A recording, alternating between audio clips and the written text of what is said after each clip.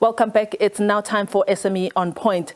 Our focus today is on the mental wellness of entrepreneurs. Besides the impact of COVID-19 that has added pressure to many entrepreneurs, the state of the economy, finances and family life issues, they often give pressure and make matters worse. One business owner shares her battle with depression due to a financial decision gone wrong and the impact this had on her business. Vuyiswa Ntanzi edited the next insert. After several failed attempts at business in the last 8 years, Liabo Setho finally found her feet in excellent. She now owns and runs a small egg-laying farm from her parents' home in Mpumalanga. I've made eggs! But Setho has found that running a business in a small town can be equally challenging. Unemployment is a very big challenge.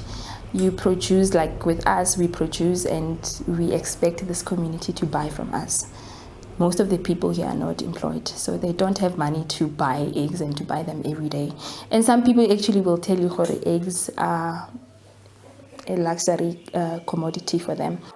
Armed with tenacity on one hand and the determination to win in the other, Setho landed a sizable windfall.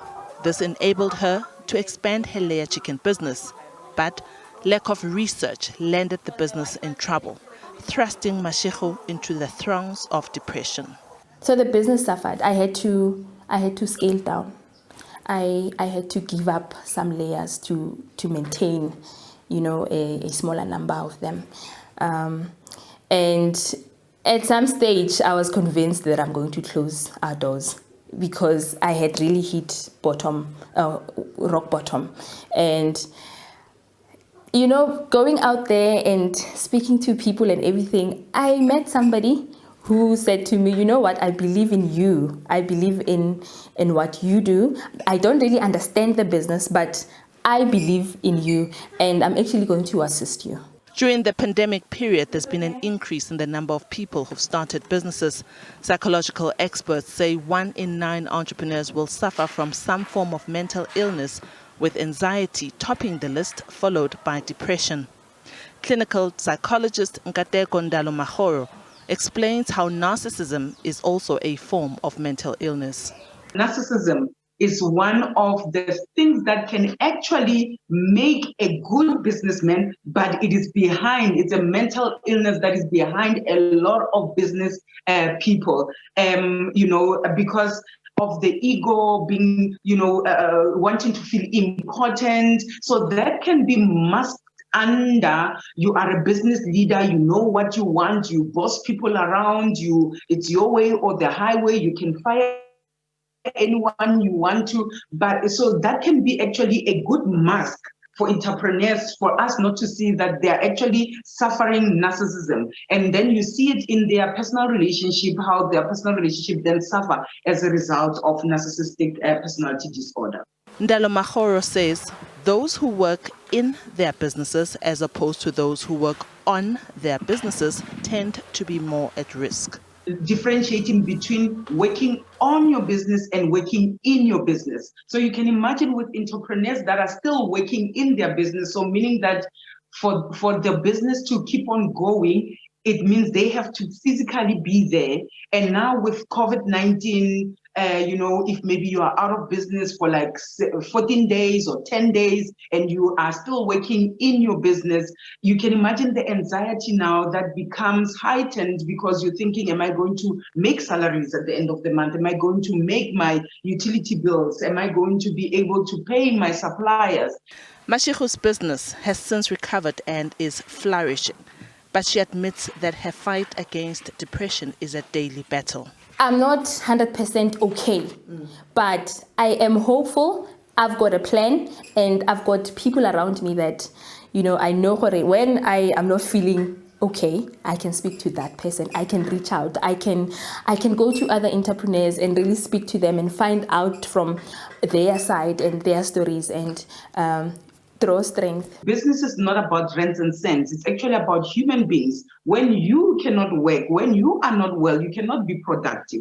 So the first place to go is not the rents and cents, but it's you. When you are fine, you are more productive, You are much more to attract, new businesses because of the place in which you are in. You are pleasant to be around. You are confident to be with people. So take care of number one. Take care of yourself. Liabo Setho, SABC News, Johannesburg. Our fireside chat today is still on entrepreneurship and mental wellness. My guests today are founder of Buroto Bakery, Refilwe Rantekwa, and Tebogo Musito, the founder of the Zoho Project. Tebogo and Refilwe, welcome to SME Onpoint. Thank you so much for joining me. You've seen the story of Lebo, and I'm sure that it is a story that you can relate with. Tebogo, you've mentioned to me that you've also had your own issues with mental problems and mental illness. Just how rife is this among entrepreneurs in South Africa? It is very rife. First of all, as entrepreneurs, we need to recognize that we do have a problem and normalize talking about the problems and seeking help. But, culturally, we don't talk about these things. There's a stigma around mental wellness and mental illness. But if you're not okay mentally, then you are not able to do business. Because for me, I'm working in a male-dominated sector. So it's very important that I have a good, mental state of mind when I go to boardrooms, because some of my male counterparts, they wouldn't understand the challenges that we go through. I will give you my personal example that I've been through divorce. I lost both my parents recently, and those were my support structures in business. So in real life, you are supposed to just carry on with business. So many entrepreneurs, they do not even delegate responsibilities, that you find yourself or your business suffering because you are the brand. So when people see your business, they're thinking it's only you that you need to attend meetings and so forth. So you end up working long hours, being burnt out and so forth. Yeah. Refilwe, is this your experience as well? From a male point of view, how are you experiencing the pressures that come with running a bakery? Thank you very much for the invitation. But I think at the same time, it goes with what you've been doing to yourself in terms of understanding the business as a whole. I'm 32 years old. I've been running this business since I was 26. So with the years that I spend in business, so there are certain things that my mind has to go as far as really trying to understand what's business as a whole. So I know young entrepreneurs like me, in most of the time, we tend to choose an external pressure that is coming from outside. There's a societal expectations that now you run a business, now you have to live a certain lifestyle, forgetting that you started this business for certain views and whatsoever. So in my own case, I'm not going to say I'm perfect and whatsoever, but I try to invest as much as certain energy that will be instilled in me so I can be able to face a certain battles to a point whereby I now have to really live a different lifestyle, have a different habits, because of my mind has to always, most of the time, be far from certain things that mediocre people try to, put us into. As young entrepreneurs, we live by societal expectations that because of I'm young, I'm running a business, now I have to live a certain lifestyle. So those kind of things is the pressure that we choose ourselves. Mm-hmm. So in my own case, I developed so much time and energy in terms of developing me as a young business person that want to thrive and go this in this industry, particularly for the industry that I'm on, is bread manufacturing business. So it's an industry that is very, very challenging and competitive. So therefore, I had to be 2 years ahead of what I think I know, regardless of the challenges that I face on an everyday basis. Let's talk about the state of entrepreneurship or the state of the economy and what kind of pressure that puts on businesses that you both run. For instance, when you have your business has to battle with things like lack of funding, electricity challenges, interest rates going up. To what extent do these pressures actually put pressure on your personal life and your family life as well? For me, I'm working in the mining industry, the engineering sector. The sector is high capital intensive. The business that I'm running, I'm always looking for funding to grow my business or to participate in big projects. So I end up maybe sleeping late, thinking a lot about how to access this funding opportunities, sometimes having to explain to people who are maybe willing to fund you, but they don't understand the type of industry that you are in. Yeah. So sometimes it's really frustrating, having to deal with those kind of people, trying to explain to them. And another thing, the compliance issues in the sector. You find that many SMEs want to tap into this mining sector, but there's a lot of compliance and regulatory issues that are limiting SMEs to tap into the market. So most of the time, you end up having insomnia or anxiety attacks without even realizing that. And this is part of mental illness. Yes. While we are there, I'm glad that you mentioned the issue of compliance. Maybe, Refilo, you can take this next question.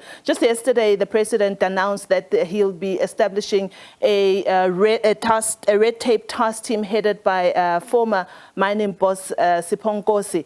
This sounds like welcome news, but is it really what the industry needs, Refilo, to have someone who is a watchdog, if you may, of what is happening in the sector? How did you receive these news? They sound great, but policies and the man on the ground is two different things. In most of the time, we tend to be dealing with the people from those agencies that they never ran the businesses before. So when you come with a certain challenge that you're facing from your business, in most of the time, they don't really understand what you're going through. But we never chose to be in South Africa. Naturally, we were born here. So these are the internal battles that we have to be strong to face because of there's no room for complaining because of our country or how things are structured. It's a little bit challenging. So we can complain all day, but you as a business person, I think you must have the internal strength whereby you can be able to squeeze someone's hands until they or she or he understand what you truly want to try to propose. So in most of the time, it all depends on you, irregardless what the policy says. But you can't really rely on someone's position to really determine whether you can go forward or you can go backwards as a business because of things change in time. We are born in this time where things are like this, so we must have the certain strength to support this South Africa that we are on, because of if you can complain clearly, we're going to stuck here. Yeah. Tebogo, do you agree with Refilo's views on the fact that, policy and what you're going through, they're not the same and you should persist with what you are doing as a business person, particularly on the issue of the red tape team? I think with the red tape team, they can really assist if they reduce or remove all the red tapes, especially for entrepreneurs or startups who are coming, so that we can create more jobs. Because currently, with the current labor laws, we are afraid to even hire more people because we as SMEs, we are even afraid to retrench some people. So I think reducing the red tapes will really help us to grow. Right. Refilo Rantekwa and Liabo Setho, my guests on the Fireside Chat today, we're focusing on the entrepreneurship and mental wellness of entrepreneurs, and that is all from SME Onpoint. But please do remember to support small businesses in your community and keep the rands and cents circulating. More news with my colleague Nompumelelo at the top of the hour, but right now, weather details with Mpora Simpi. Good afternoon.